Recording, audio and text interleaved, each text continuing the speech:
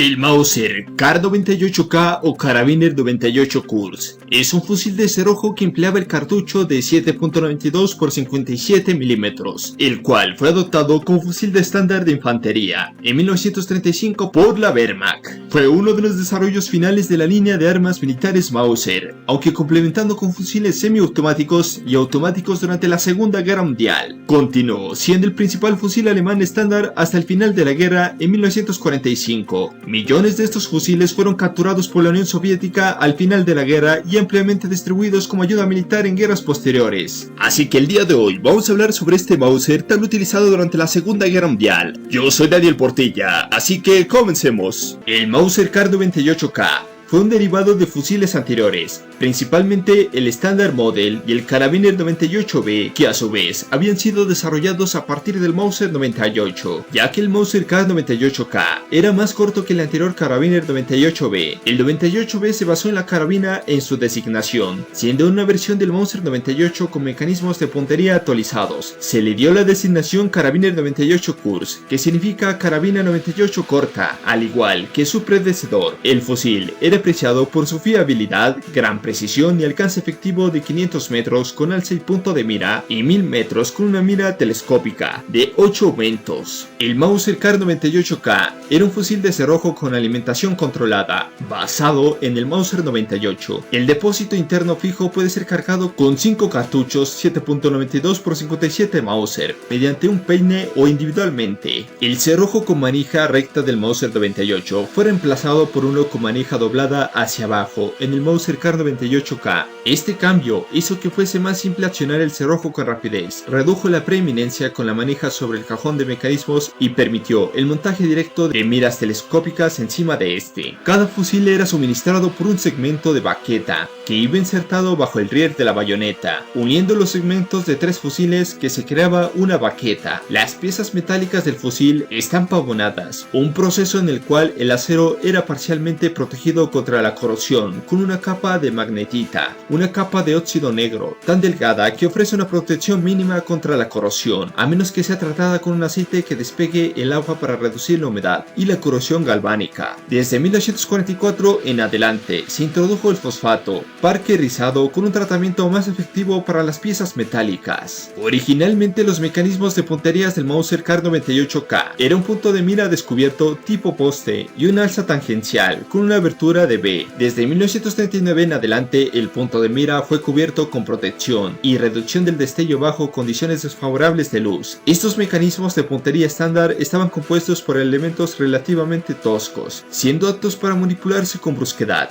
apuntar a blancos esparcidos distantes y emplearse en condiciones de baja luminosidad, pero menos idóneos para apuntar con precisión a blancos distantes pequeños. El lanza tangencial estaba graduada por los cartuchos 7.92 x 57 Mauser de 1935 desde 100 metros a 2000 metros en incrementos de 100 metros. Estos cartuchos montaban balas Spitzer, bala puntiaguda pesada de 12.8 gramos. Los primeros Mauser Kar-98K usaban culatas de madera de nogal de una sola pieza.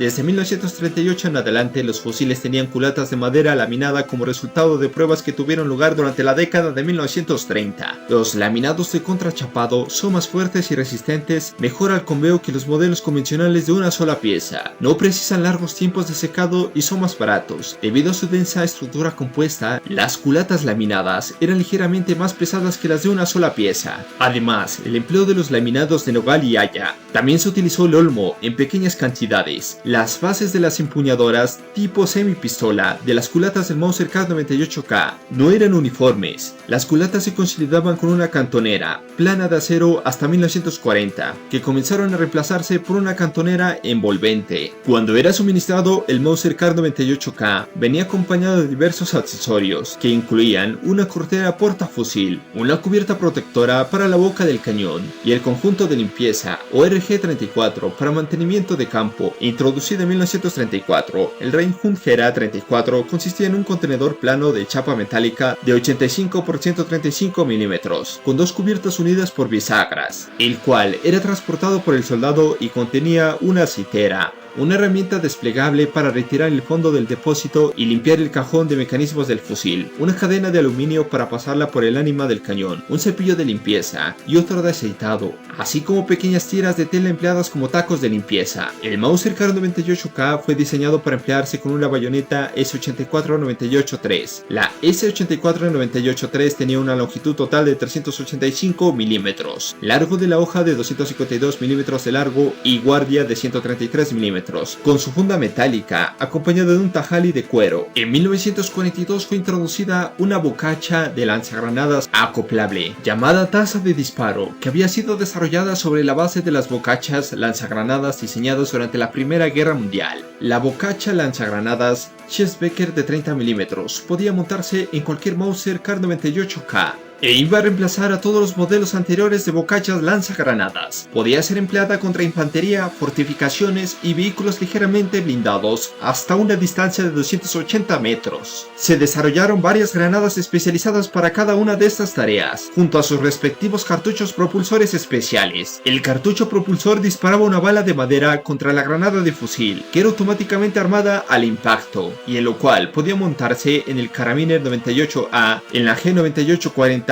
en la CTG-44 y la FG-42. El HV-23, un silenciador desmontable que se parecía a la Schießbecker e iba montando en la boca del cañón, y el cual fue fabricado por el Mauser Kar98K, luego de varias propuestas de silenciadores por parte de la industria de armas de fuego y la Academia de Armas de la CSS. Se produjo el HV-23, en base al diseño propuesto por el Unteroffizier Schachel. El HV-23 pesa 500 gramos y tiene una longitud de 180 milímetros, el alcance máximo de un Mauser Kar98K equipado con el HV-23. Y empleado el cartucho subsónico especial, cartucho de cercanía, con carga propulsora reducida con una velocidad de boca de 220 metros por segundo, era de 300 metros. Al emplear el HV-23 con munición subsónica, se reducía el sonido del disparo en un 75%. El silenciador HV-23 y la munición subsónica especial eran principalmente empleados por fuerzas especiales, tales como la División Brandeburgo y francotiradores. Desde finales de 1944, la producción del Mauser Kar98K empezó la transición de la variante Kriegsmodell,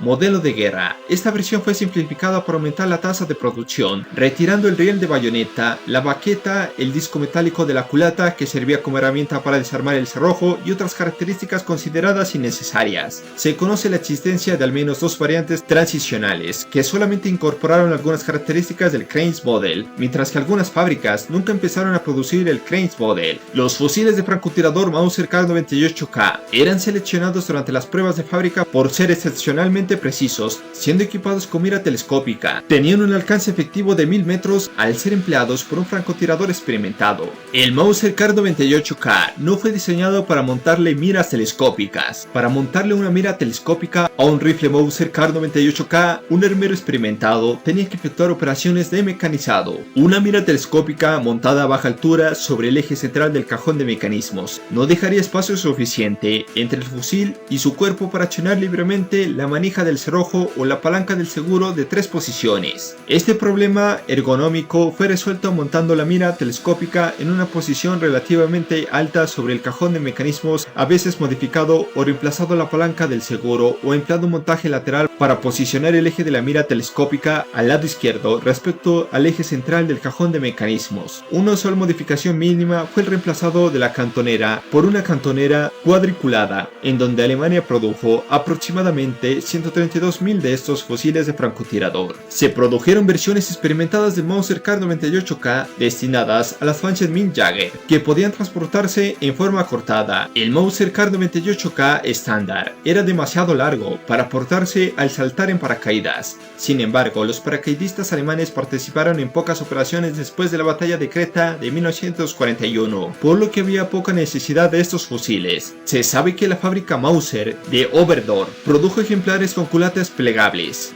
El G40K, con una longitud de 1000 metros, un cañón de 490 milímetros de largo y un peso de 3.2 kilos. El alza tangencial del G40K fue graduada para el cartucho 7.92x57 Mauser de 1935, desde 100 metros hasta 1000 metros en incrementos de 100 metros. En 1941 se produjo un lote de 82 fusiles G40K en la fábrica del Mauser de Oberdorf. Los cajones de mecanismos del Mauser Kar98K eran estampados con un código de fábrica que indicaba la fecha y lugar de fabricación. Originalmente estos códigos tenían como prefijo una S y como sufijo una K. El código numérico indicaba la ubicación. Después de 1935, los 2 o 4 dígitos del año de fabricación están estampados sobre la recámara en lugar de la letra surfija. El Mauser 98 tenía las mismas desventajas que cualquier otro fusil militar, diseñado hacia el año 1900, siendo comparativamente voluminoso y pesado, al haber sido creado durante un periodo desde la doctrina militar, en lo cual se centraba en tiradores altamente entrenados que se enfrentaban a distancias relativamente grandes. La cadencia de disparo estaba limitada a la velocidad con la que se accionaba el cerrojo. Su depósito solamente tenía la mitad de la capacidad de los fusiles británicos de la serie Lee Enfield, pero al ser interno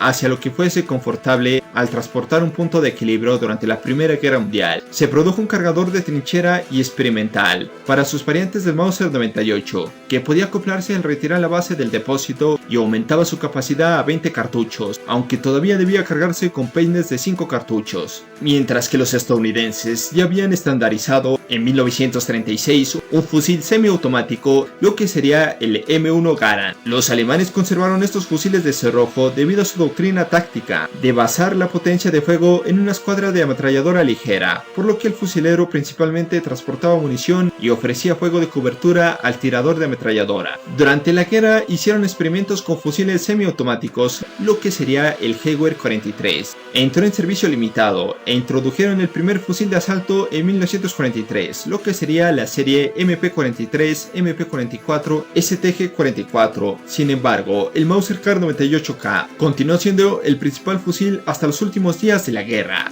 y fue fabricado hasta la rendición alemana en mayo de 1945. Sin embargo, en combate en corta distancia se preferían los subfusiles, especialmente para combate urbano. Durante el alcance del fusil y su baja cadencia de disparo no eran muy útiles, aunque la potente munición del fusil era más capaz de penetrar paredes y otro tipo de cobertura en áreas urbanas. Hacia el final de la guerra se había planeado reemplazar el Mauser Kar98K por el STG44, que empleaba el cartucho intermedio 7.92x33 Kurz, el cual era más potente que los cartuchos de pistola empleados por los subfusiles, pero podía emplearse como un subfusil en lucha a corta distancia y combate urbano. La producción del STG44 nunca fue suficiente para cubrir la demanda al ser un arma producida a finales de la guerra. Aunque la mayoría de fusiles Kar98K fueron destinados a las fuerzas armadas alemanas, en lo cual fue el arma más vendida al extranjero en los años previos de la Segunda Guerra Mundial. En Portugal una gran cantidad de estos fusiles fueron fabricados por el Mauser Werke. Fueron adoptados como Speergarda 7.92 mm M937 Mauser. Otras exportaciones del Mauser Kar98K durante el periodo de entreguerras fue la exportación a China, una cantidad desconocida de fusiles entre 1935 a 1938 y 20.000 fusiles a Japón en 1937. Las exportaciones del Mauser Kar98K se redujeron mientras la guerra estaba a punto de iniciarse, ya que se necesitaba toda la producción disponible para equipar a las fuerzas armadas alemanas. El Mauser Kar98K fue ampliamente utilizado por todas las ramas de las fuerzas armadas alemanas durante la Segunda Guerra Mundial. Estuvo presente en todos los frentes de las fuerzas alemanas, incluyendo la Europa ocupada, el norte de África, la Unión Soviética, Finlandia y Noruega. Aunque comparable con las armas desplegadas por los aliados al inicio de la guerra, la desventaja de su cadencia de disparo se hizo cada vez más evidente, mientras que los ejércitos de los Estados Unidos y la Unión Soviética empezaban a desplegar más fusiles semiautomáticos entre sus soldados. Aún así, continuó siendo el principal fusil de la Wehrmacht hasta el final de la guerra. Las fuerzas de resistencia en la Europa ocupada empleaban con frecuencia fusiles Mauser Kar98K capturados. La Unión Soviética también utilizó estos fusiles y otras armas alemanas capturadas, ya que el Ejército Rojo padeció una crítica escasez de armas ligeras durante los primeros años de la Segunda Guerra Mundial.